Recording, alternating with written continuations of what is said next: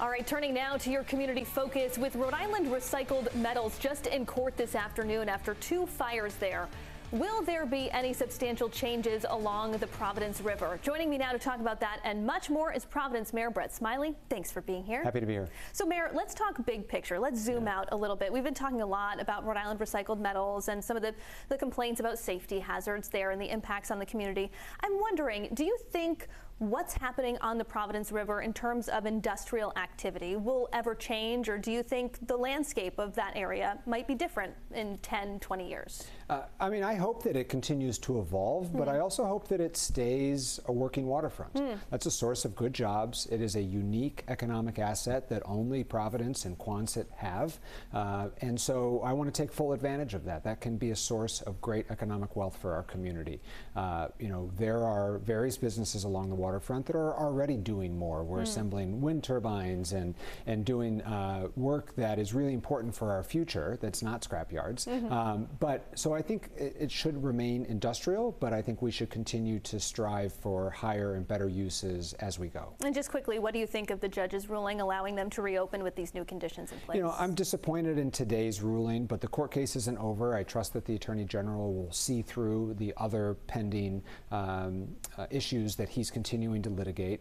And, you know, the city of Providence has actually the least control over what's happening in this situation, and yet my administration has taken the most action.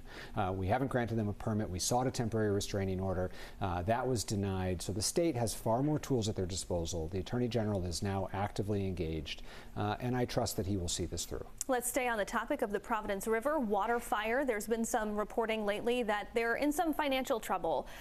What can the city do, if anything, and how concerned are you about the future of WaterFire, and what does Providence look like without it? Yeah, I mean, WaterFire, if you Google Providence, you're going to get a picture of WaterFire. Sure. It's become synonymous with the city, so it's really important to us.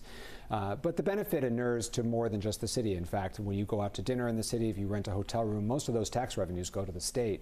The business community, tourism, all benefits. And so we all need to come together. The city's prepared to do more. The state needs to do more. The corporate community needs to step up. They have real financial challenges. A lot of it's driven by donations drying up, and so we do need people to help us sponsor a WaterFire or get engaged philanthropically in this really important public art event. But the city's going to do its part, and we're not going to let WaterFire fail. My colleague Alexandra Leslie spoke with you this morning. I know she's got a story coming up a little bit later about schools and the handover from the state back to the city, and a community engagement survey that's coming out. I wanted to ask you about teacher shortages. Are you concerned going into the next school year that there aren't going to be enough teachers once again to accommodate all the kids? Not across the board, but in a couple of special areas. Okay. We struggle particularly right now with special ed teachers. We have a sort of a bubble of kids who were not properly assessed during the pandemic, and they have needs that need to be met, and so there's a real need for special ed teachers.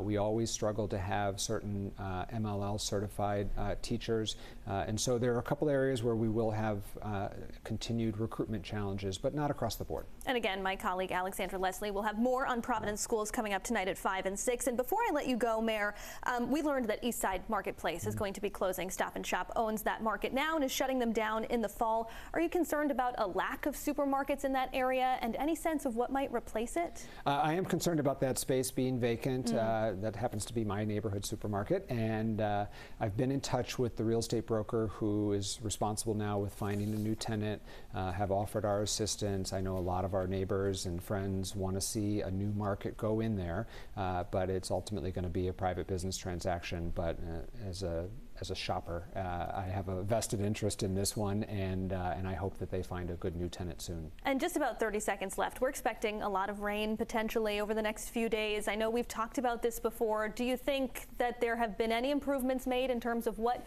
residents might see in terms of flooding in any local spots? Yeah, for sure there's been improvements. We have dredged rivers that had not previously been dredged in decades.